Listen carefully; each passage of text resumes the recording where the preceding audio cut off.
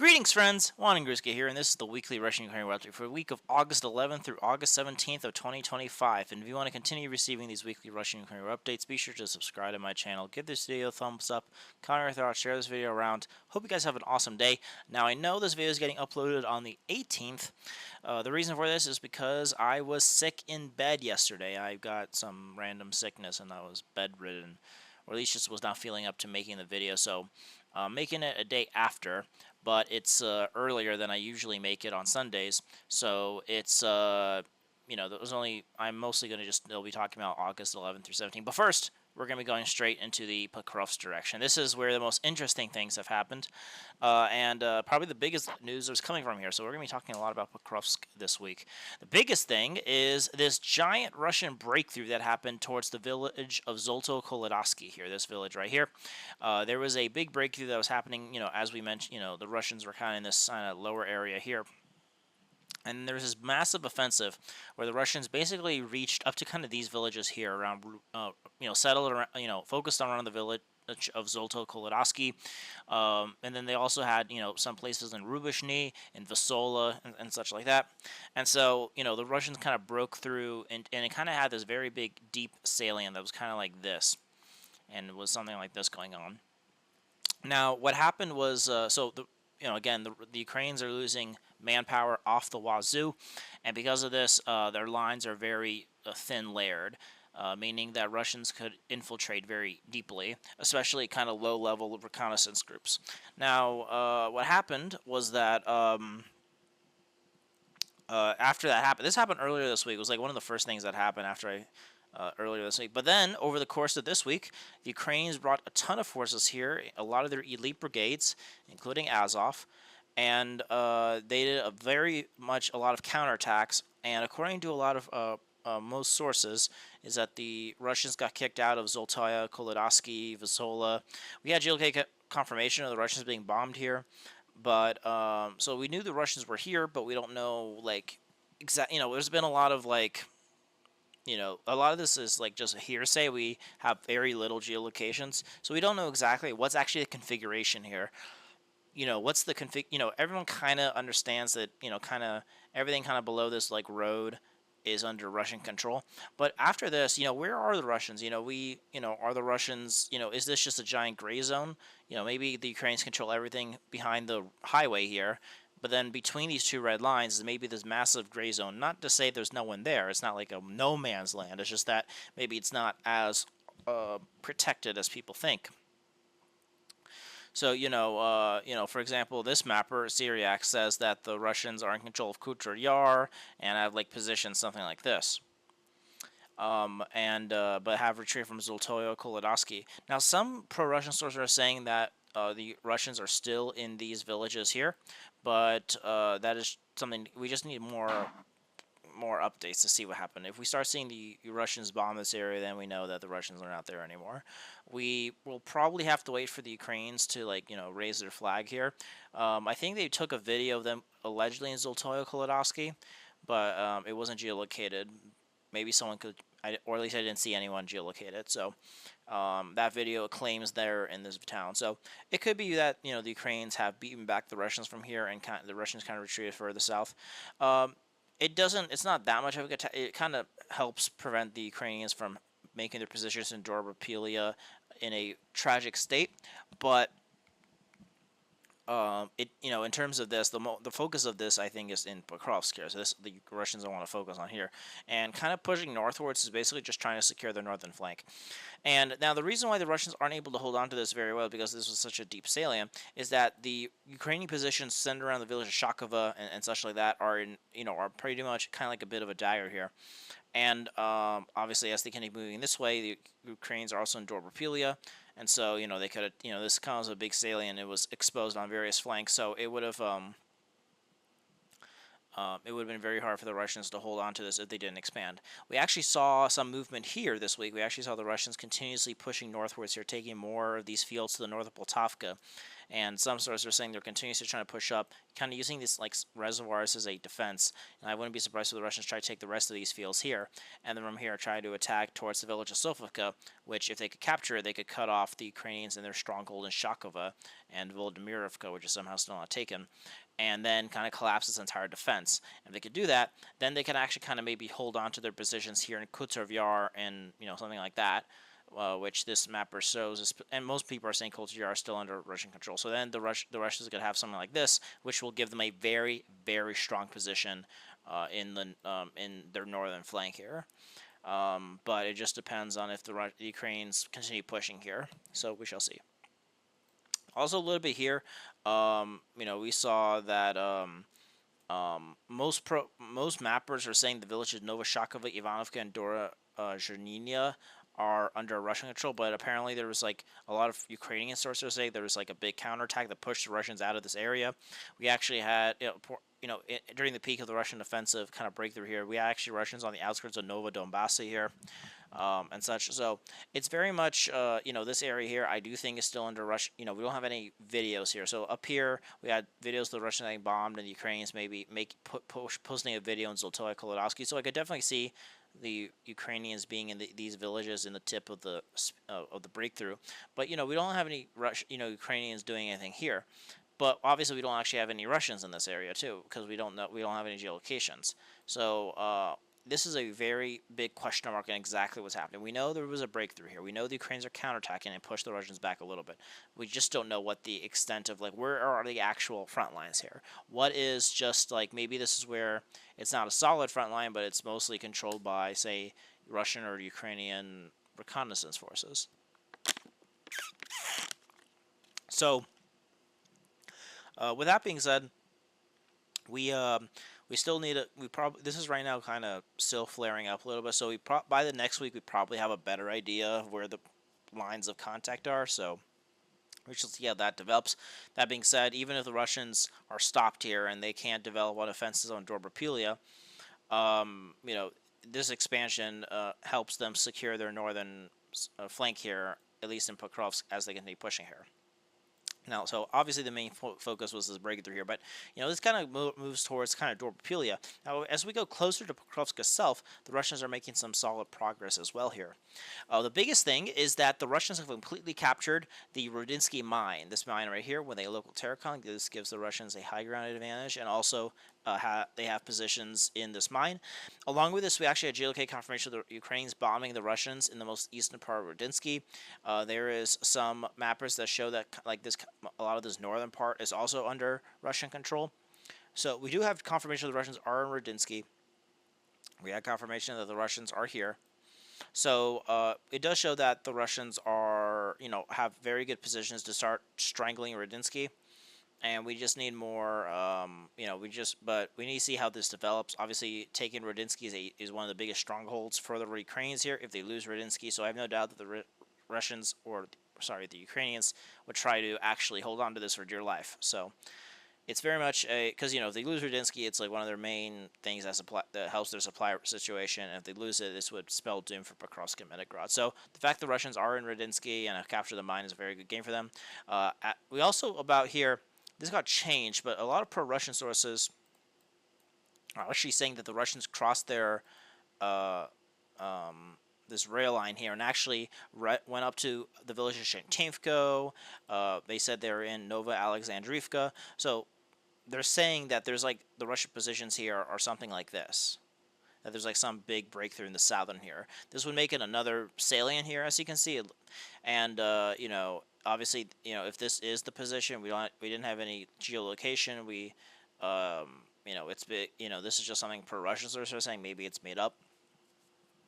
But with that being said, if this is true, then this would spell certain doom for the Ukrainians in Pokrovsk, because then, if they could break through into Nova Alexandrivka and then go towards Vasilivka, this would cut off their last, because once Rudinsky falls, the main supply route will be through Gershny, but then if they lose, Nova Alexandrivka and Vasilivka, this would cut off the roads in Gershny, and this would completely make a physical encirclement of Pokrovsk here. So, but we still need some more map update or something to show that they're here. So, but that's just something to keep in mind, that the Russians might be there. but we have to still wait for more updates to get a better picture of where they exactly are. Also, the Russians are pushing in the south here, trying to put the squeeze on Rudensky. Most of Cherkasky, Lyman, at least the center part, has been taken by the Russians here. This does make sense. We know that the Russians took this Terrakon. We actually geolocate confirmation of the Russians, I think, being getting bombed in this Terrakon. So we have more geolocated confirmation of the Russians are there. And so from here, it does show that the Russians want to control Cherkasky, Lyman, not just to constrict Rudinsky, but also to continuously improve their positions to the north of Minigrad here. So I do think the Russians will continue pushing through these areas. Maybe try to reach the rail line here, and then try to maybe attack the southern part of Rudinsky here. So obviously, as you can see, the Russians are entering the eastern part of Rudinsky. They're entering the northern part. They're slowly but surely taking steps to reach the southern part. So lots of things for the Russians here that are helping them, continually trying to capture Rudinsky here. A bit more to the east here, we actually the Russians have captured one of the main fortifications defending Leningrad from the east, this substation right here. We had geolocated confirmation of the Russians getting bombed in this area. So most mappers are saying that this area was taken by the Russians. I don't know why this is shown as only halfway under Russian control. I don't know why the Russians would be in full control of half of it, but not the other half.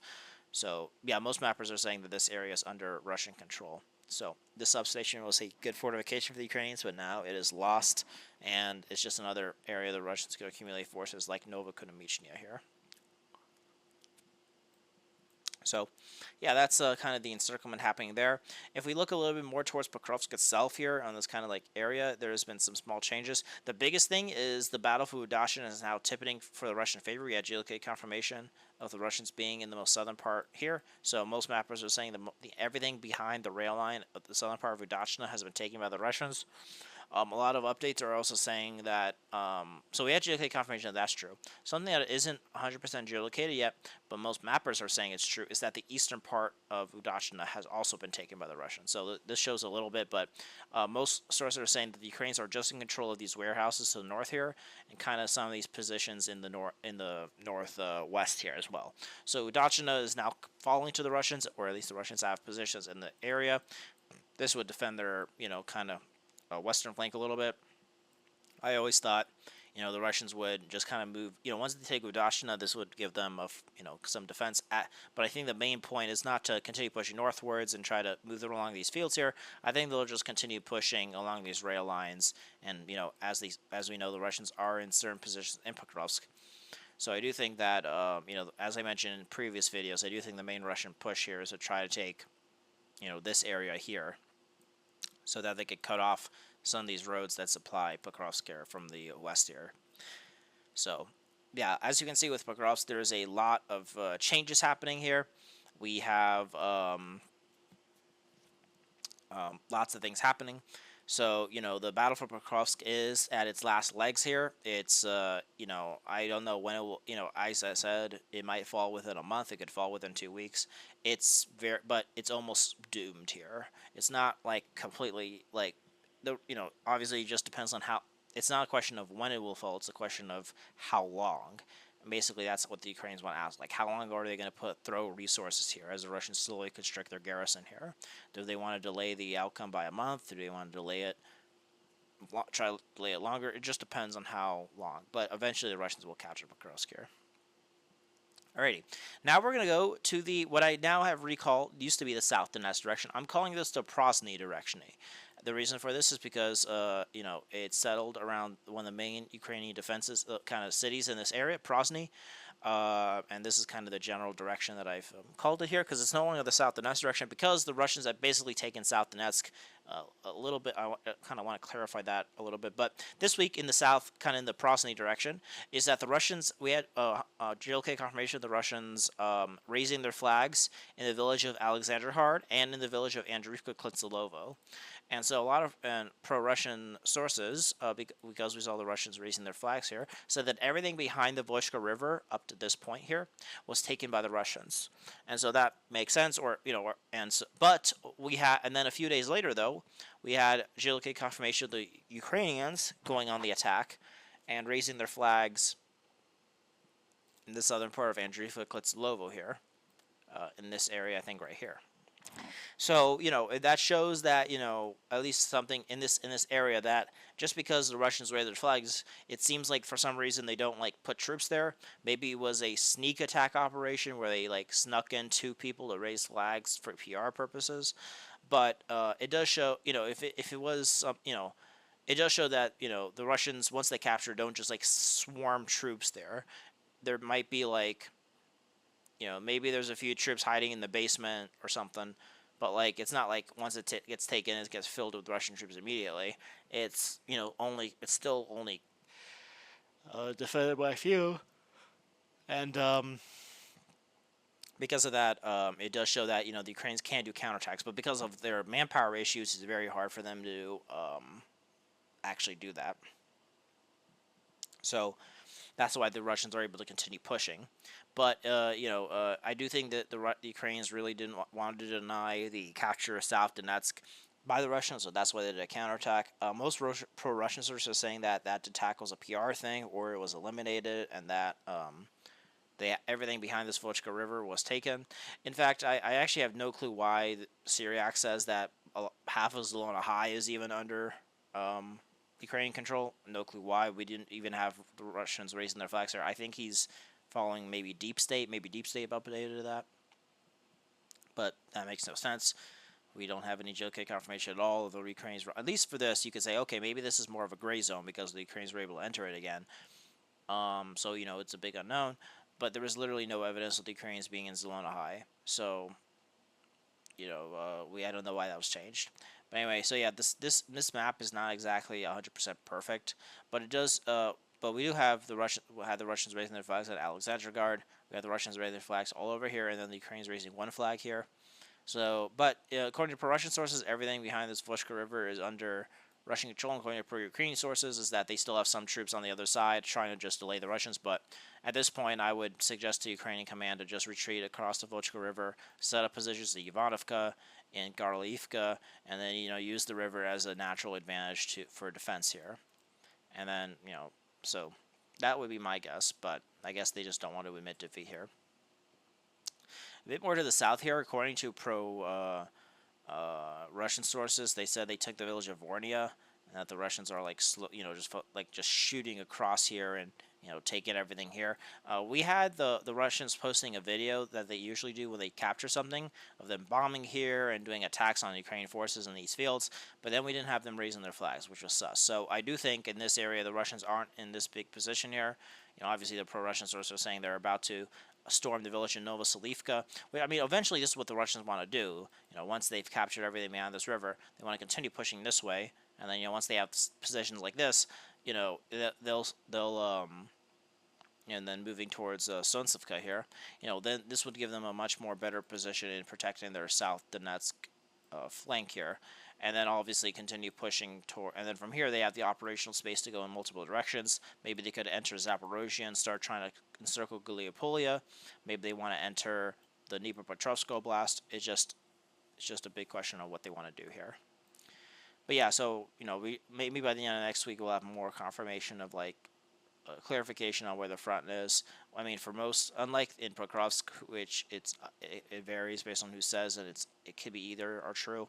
In this case, I think the Russian sources are more likely to be true, that they're in control of this. But we still need some, probably, maybe another week will give us a more clearer picture in this direction.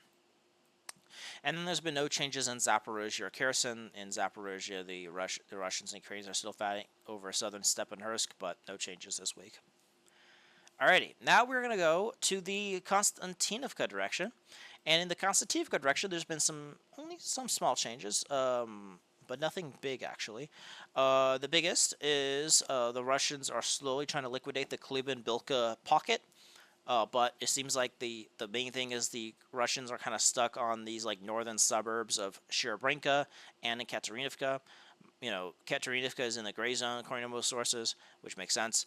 But it seems like the Russians aren't able to fully squeeze the Ukrainians out of Kubyansk. Maybe they got cut into like an actual physical encirclement, like a lot of pro-Russian sources are saying. But and that prevents them from like leaving on their own accord, and so they actually have to destroy all the Ukrainians here instead of letting them flee. But accordingly, the Russians are trying to slowly but surely, clear up these, Katerinivka and the rest of the northern part of Sherobrinka, and basically, put the squeeze on Kilbenbalka, and then have the line be along the reservoir. But this week, basically, the Russians are just trying to push the Ukrainians out of northern Sherobrinka and Katerinivka. I don't think the Ukrainians are even here anymore. They're just kind of focused on Kilbenbalka. But it's hard for the Russians to move forward a little bit because it's maybe, I don't know. But again, this is where the main focus is, to clear this pocket. So it just depends on when the Russians are able to do that. In the more northern part here, most sources are saying that the village of Prosyana has been taken by the Russians. So even before, the Ministry of Defense said that they took this village, but I thought it was baloney. I thought they made that up, but it seems like most mappers are saying that it's true, and so that this helps them. And if it is true, then the Russians have very good positions here. I do think they could eventually do some sort of big storm operation to start entering kind of the residential, because the beginning of Kostiantynivka here, as you can see, is a bunch of like dachas, some residential buildings, and so they have a very good position to be able to enter it and like kind of fortify themselves in this eastern part of Kostiantynivka here. But I think the main thing here, before they could enter it, is I think they need to liquidate this kind of like pocket that's forming between the Russian storming Alexander Shutina and then the Russian forces near Chasiv Yar. Just because this is very much needs to be cleared so they can have a unified front as they enter Kostiantynivka. So I do think the Russians are going to start try to clear up Alexander Shutina, and then try to, link up with their forces in this direction. So I do think the main focus will be now trying to clear this little pocket here. There's been no changes in this area. Seems like they paused after they took Yablunivka and Alexander Kilanova and Rusin Yar. And then there's been no... the biggest thing in Chasiv Yar is... that the Russians are right now battling for Mykolaievka here. They haven't taken it, but they've taken some positions on the eastern and center part of the village, but the western part is still under Ukrainian control. And then also they're moving across from this area here, kind of in these fields to the south of Maiska, just trying to, put some distance between them and the Ukrainians. So it seems, so they pushed a little bit in that direction. So it just seems like they're now just trying to, start feeling out the Ukrainian defenses that are beyond Chasiv Yar. But it seems like after the capture of Chasiv Yar, they've slowed down a little bit just for probably rotations and things like that. So, yeah, and that's the Kostiantynivka direction. Not much, just some small changes, but, things will develop as they are. Alrighty, now we're going to go to the Seversk direction. In the Seversk direction, there's been some small changes. There's actually only really been one change, is that the Russians have completely captured the village of Sherobrinka. We had Jilka confirmation of the Russians raising their flags at various parts of this village. This is a very big gain for the Russians. This allows them to accumulate some forces in this direction. Again, and now from here, the Russians are going to continue pushing along the Seversky Donetsk River towards the village of Doronovka, or at least the river, Bakhmuvka River here, and basically try to take the rest of this northern part here. And this will put incredible pressure on the town of Seversk here. And as we can see, the Russians have basically taken almost everything up to Seversk, and the Ukrainians kind of retreated back to their Seversk defenses. They have a bunch of trenches and strongholds around Seversk. But but all the positions that they had, around Sherobrinka, Verokhomanitska, Grigorievka are basically being cleared by the Russians. So the Russians are getting slowly but surely towards Seversk here. And one thing that's actually really helping them is this battle for the Sherobrinski Forest, which is very much swinging towards the Russian favor. It seems like the Ukrainians pulled so many troops from this direction because it's been silent for a long while that the Ukrainians had a big collapse here. And it seems like almost this entire area of the Sherobrinski Forest has been taken by the Russians. In the entire center part. Before, the Russians were just in the most eastern part of it, but it seems like they're slowly collapsing this entire area here. We had the Russians bombing the Ukrainians in this kind of southern part here to the north of Doronovka here. But what I think is going to happen is that the Russians are going to push towards Doronovka here, and then the Russians in Trskoye are going to try to push through this towards the Ostrich farm and towards the village of Yampil. And then once they could take Yampil, then this encircles the rest of the Sherobrinski Forest and allows the Russians to actually take it, which would be a very big boom and for the Russians, and would put the further capture of Lyman and Seversk one step closer. So now, speaking of Lyman, if we're going to go to the Lyman direction here, there's been some small changes. For here, we now have 100% confirmation the Russians are in complete control of Tverskoye. Now maybe the Ukrainians, if they do a counterattack, can enter it. Maybe, but in any case, it's and we know this because now we have more geolocated confirmation. The Russians are now battling for the village of Zarishnya. They are doing motorcycle attacks, and the Ukrainians are bombing them. But this does show that the Russians are in this kind of various parts of this area here that was geolocated. So it does show the Russians are able to not because if Tverskoye was still contested, they would not be able to just run right into Zarishnya. So it's definitely a it does show the Russians are in more control of Tverskoye than we previously thought. So it does, so that this is a very big boon for the Russians. So, and obviously, as the Russians push south here, this would put more pressure on Zarishnya, and Zarishnya is the gateway to Lyman here, at least from the east here. So they have to take Zarishnya to reach Lyman from the east. They have to take Yampil to reach it from the south, and they have to take Dobropillya to reach it from the north here. So, if they want to put the squeeze on Lyman, that is what they have to do here. But yeah, so now the battle for Zarishnya is ongoing, and the Russians are still, have some full control of Tverskoye, so this allows them to do that. A little bit more to the north here, the Russians have also completely captured the village of Kulodasky. Finally, this is a battle that's been going on for almost all of summer. I don't know why it took them so long to take it, but they finally did. So, yeah, so the Russians have completely taken Kulodasky. I have no doubts the Russians are probably going to continue pushing south here, along the river here. But then the main goal here is to try to reach the town of Stavka here, which is, I think, on an elevated hill. So it might be a little hard for the Russians to actually reach it. But if they do, as they continue pushing south here, this is what, if they get to reach, this area, then they could actually, put the squeeze on Zarishnya and, have the Russians take it. And then from here, obviously, the Russians are trying to push down along the Nitrous River towards Dobropillya.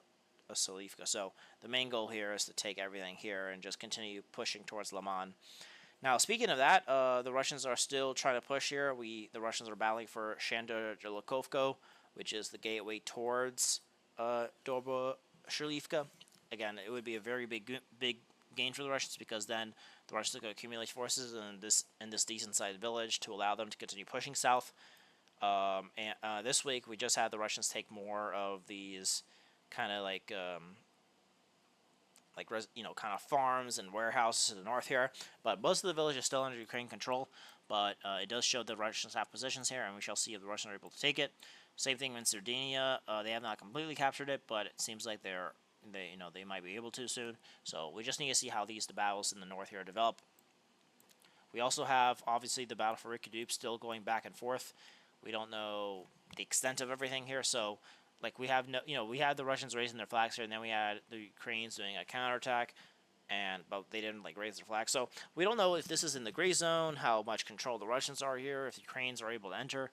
So we should probably have to wait for more footage coming out from this direction. I do think the Russians will try to because if this is the configuration, the Russians need to clear this very rapidly so that their northern flank is secured. Because if the Ukrainians are in Rikadup, this could put very much pressure on the Russians pushing south here, and they really need to support their northern flank in order to actually push towards Lyman. So that is what's happening in the Lyman direction. Now we're going to go to the Kupyansk direction, and in the Kupyansk, actually, before we start, this is still kind of technically part of the Lyman direction, I call it. But anyway, the other thing is that the Russians have completely captured the village of Zolona High. We have the Russians raising their flags here, so it does show, we recently in the last month or so, during the month of July, we had the Russians doing these massive attacks to the south of Lazova, taking a bunch of these fields, to the south of Lazova, and this week we have the Russians raising their flags on Zolona High. So this does show that the Russians are making some progress in this southern part, of the northern part of Borova here, and it would be a very big boon if the Russians can take Borshorova and Drivka here as well. If they could take that, this gives them a very much better position here, and from here they could then maybe do some sort of big counterattack across these fields to try to reach the Osko River towards Nova Plantovka, and then liquidate this entire kind of salient here, and then this would, improve their, their positions there very much. Alrighty, but yeah, they raise their flag on Zelona High, and so, yeah, that's good for the Russians there. But now in Kupyansk itself, and such, we actually have some very interesting updates.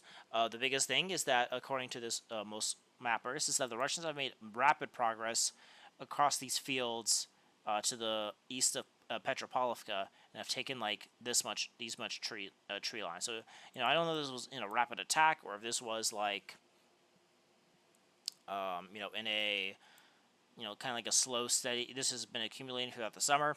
But in any case, most mappers are now saying that the Russians have taken these fields here, and with their positions in the northern part with Sinkovko and all that, which they're able to hold now because they've now taken the northern part of Kupyansk. The main thing here now is the Russians will probably have to move across this rail line, probably take the village of Pushana, and then try to put squeeze on multiple angles in Petropavlovka, and then try to take it, which will give them a solid this would be the staging ground to start trying to storm Kupyansk from the east here. But it does seem like the Ukrainians are slowly backing out. Instead of trying to hold positions in these fields, this area, they're like, okay, we're now only going to try to support positions in the Kupyansk suburbs itself. So they probably the Ukrainians probably retreated to try to hold on to a smaller section of the front, so that their manpower reserves could go further. But yeah, but I do think they're going to try to hold at Petropavlovka because this opens up the gateway to Kupyansk from the east. So I do think Ukrainians will put up a fight for Petropavlovka. So we shall see how that develops. And in terms of Kupyansk itself, the Russians are in the northern part, but there's been no changes this week. We just, there's been no, the Russians have taken Moskovka for the most part, and have taken kind of these some residential areas and some, kind of warehouses to the north of Kupyansk, but there's been no changes in terms of them breaking into the center of Kupyansk here with these high-rise buildings. So we shall see how that develops. Maybe the Ukrainians kick them out. Maybe the Russians have developed. We just don't have any evidence, but we shall see. And then there's been no changes in the Kharkov direction. And then lastly, we're going to go to the Sumy direction. And in the Sumy direction, there's only been actually one change. Is that we actually had GK confirmation of the Ukrainians doing a counterattack here and kind of pushing through the Russians in Voronezh. So this kind of the positions the Russians had in this area seems to be more wobbly than usual. If I have no doubt the Ukrainians are going to try to continue pushing here, probably try to kick the Russians out via Blunovka. If they could do that, then they could do a massive squeeze on Olesivka, and they could then wrap, and then obviously they still have positions in the southern part of Yunatovka. And this would be a very big loss for the Russians if they lose everything beyond this red line. At that point, the Sumy kind of area, it would be massively deflated in terms of its importance, and it will just be some villages the Russians took here. But besides that, there's nothing much that's here. So, yeah, it shows the Ukrainians are still counterattacking here. They've took back the village of Voronezh, or at least it's in the gray zone. Because just because you saw the Ukrainians and kind of sending forces here and and such and getting bombed does not mean that that this is the Ukrainians have just troops here waiting for the Russians. Maybe it's in a gray zone, but it does show the Russians are in control of this, and that means the front line is more porous than we might think. So we shall see how the Russians continue trying to defend their gains in Sumy, but it does show that the Russians are on a lot of pressure here. Alrighty, that's the end of this video. Hope you guys enjoyed this weekly Russian-Ukrainian update. Be sure to subscribe to my channel if you want to continue receiving these weekly Russian-Ukrainian updates. Oh yeah, also there was that Trump-Putin Alaska meeting, which ended up not really gaining anything. I think the Trump understands that you can't just offer a ceasefire to Putin, but anything that Putin wants is not a ceasefire is unacceptable to the Ukrainians. So we shall see how that peace talks go. But again, any deal that does not have Russian tanks in Kiev is it's not enough. They need to go all the way there. But yeah, anyway, so if you want to, we shall see. But we shall see how that peace process develops. Anyway, hope you guys enjoyed this weekly Russian update. Be sure to subscribe to my channel, give this video a thumbs up, comment your thoughts, share this video around, and hope you guys have a wonderful day.